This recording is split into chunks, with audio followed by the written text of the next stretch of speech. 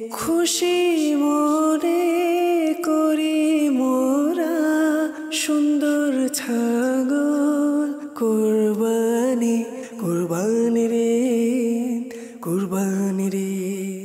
আলহামদুলিল্লাহ রাব্বিল আলামিন ওয়াসসালাতু ওয়াসসালামু আলাইকা সাইয়্যিদুল মুরসালিন আম্মা বা'দ ফাআউযু বিল্লাহি মিনাশ শাইতানির রাজীম বিসমিল্লাহির রহমানির রহিম। সবাই বলি একসাথে আসসালাতু ওয়াসসালামু আলাইকা ইয়া রাসূলুল্লাহ ওয়া আলা আলিকা ওয়া আসহাবিকা ইয়া নূরাল্লাহ। আসসালাতু ওয়াসসালামু আলাইকা ইয়া রাসূলুল্লাহ ওয়া আলা আলিকা ওয়া আসহাবিকা ইয়া নূরাল্লাহ। প্রথমে চলুন আমরা একটি দরুদ শরীফের ফজিলত জেনে নিই।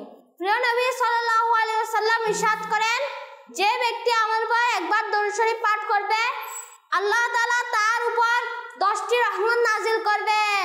সুবহানাল্লাহ।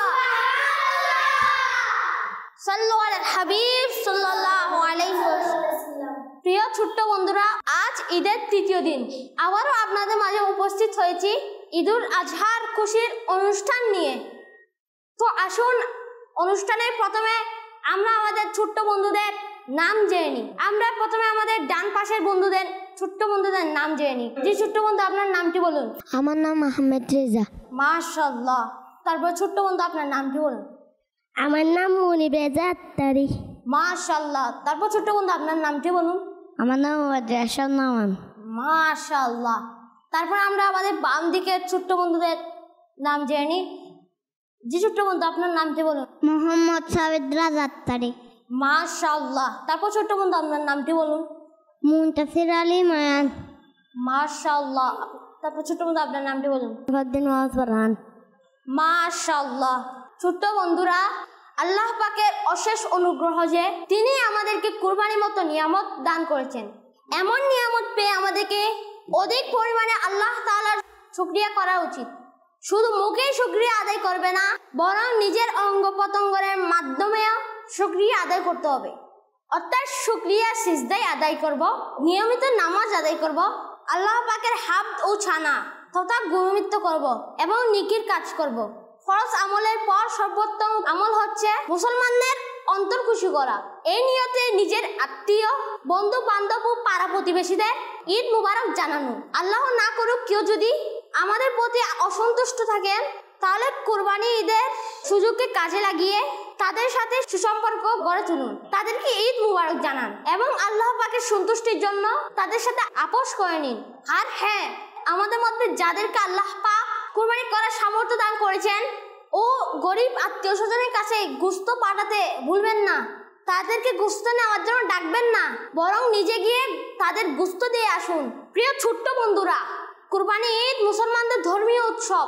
এর সময় বেশি বেশি খুশি উদযাপন করুন, কিন্তু কাউকে কষ্ট দিবেন না। আর বিশেষ করে এমন খুশির সময়ে গুনাহের কাজ করবেন না। আল্লাহ পাক আমাদেরকে উত্তম ও সত্য ও সত্যিকার মুসলমান বানিয়ে দিন, আমিন। চলুন ছোট্ট বন্ধুরা, আমরা আমাদের দ্বিতীয় সেগমেন্টে যাই, যে সেগমেন্টটির নাম হচ্ছে এক কথায় উত্তম। জিলহজের 10 তারিখ থেকে কত তারিখ পর্যন্ত কুরবানি করতে পারবে? কারা কারা পারবেন তাদের হাত তুলে। জি ছোট্ট বন্ধু আপনি বলুন। 12 তারিখ। আপনার উত্তর সঠিক হয়েছে, মাশাআল্লাহ। 2 নম্বর প্রশ্ন, নবুয়ত ঘোষণার সময় নবী করিম সাল্লাল্লাহু আলাইহি সাল্লামের মুবারক বয়স কত ছিল?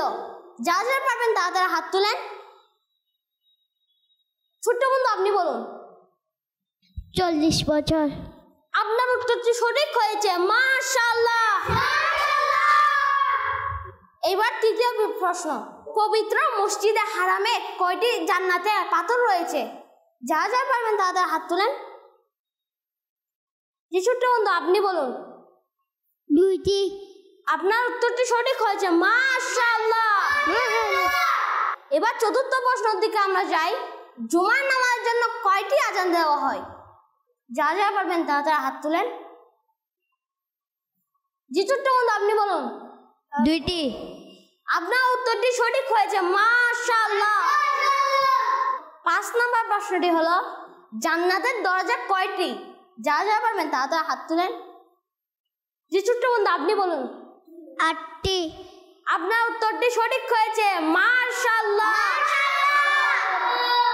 ছোট্ট বন্ধুরা আপনার জন্য 6 নম্বর প্রশ্নটি হলো ইশার নামাজ মোট কত রাকাত? জি ছোট্ট বন্ধু আপনি বলুন। 17 রাকাত। আপনার উত্তরটি সঠিক হয়েছে, মাশাআল্লাহ।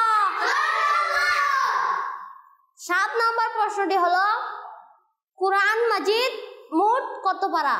যা যা পারবেন তা হাত তুলেন। জি ছোট্ট বন্ধু আপনি বলুন। 30 পারা। আপনার উত্তরটি সঠিক হয়েছে, মাশাআল্লাহ। এবার আসুন 8 নম্বর প্রশ্নটি হলো কুরআন মাজিদে মোট কয়টি সূরা রয়েছে? যা যা পারবেন তা হাত তুলেন। জি ছোট্ট বন্ধু আপনি বলুন। 114টি। আপনার উত্তরটি সঠিক হয়েছে, মাশাআল্লাহ। 9 নম্বর প্রশ্ন হলো সূরা ফাতিহার মধ্যে সর্বমোট কয়টি আয়াত রয়েছে? যা যা পারবেন তা হাত তুলেন। জি ছোট্ট বন্ধু আপনি বলুন। 60টি। আপনার উত্তরটি সঠিক হয়েছে, মাশাআল্লাহ। এই সেগমেন্টে আমাদের শেষ প্রশ্নটি হলো দৈনিক কয়বার আজান দেওয়া হয়? যা যা পারবেন তা হাত তুলেন। ছোট্ট বন্ধু আপনি বলুন। 5 বার। আপনার উত্তরটি সঠিক হয়েছে, মাশাআল্লাহ। ছোট্ট বন্ধুরা এবার সময় হয়েছে আপনাদের মজার সেগমেন্ট র্যাপিড ফায়ারে যাওয়ার। তো চলুন দুই পক্ষকে দুই টিমে ভাগ করে দিই।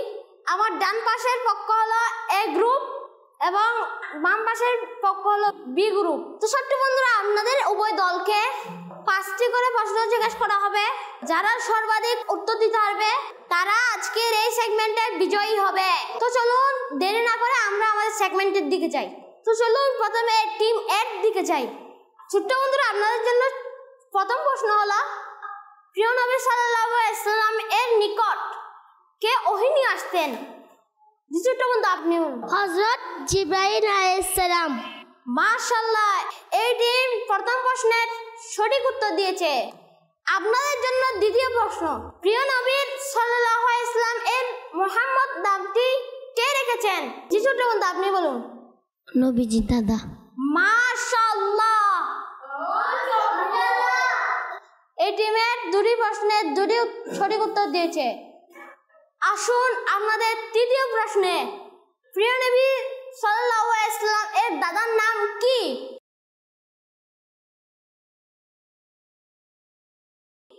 আপনাদের সময় শেষ হয়ে গেছে। সঠিক উত্তরটি আমি বলে দিচ্ছি।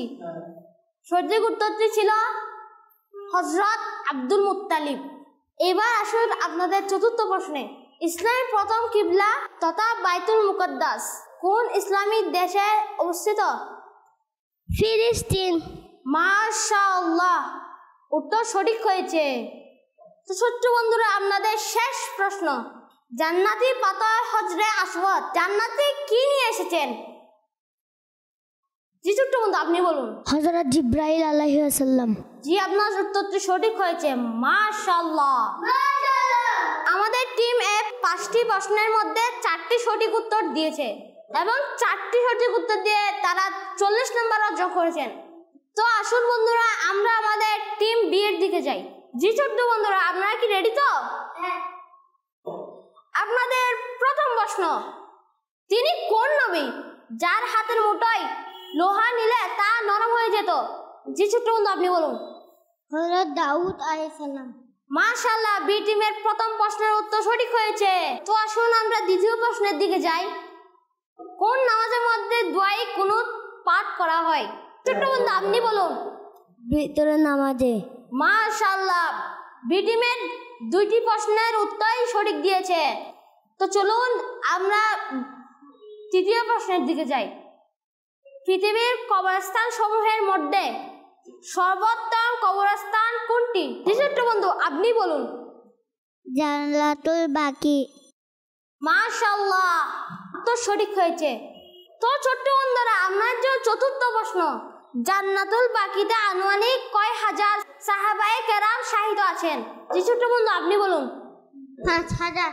ছোট্ট বন্ধু, আপনার উত্তরটি সঠিক হয়নি, উত্তরটি হলো 10,000।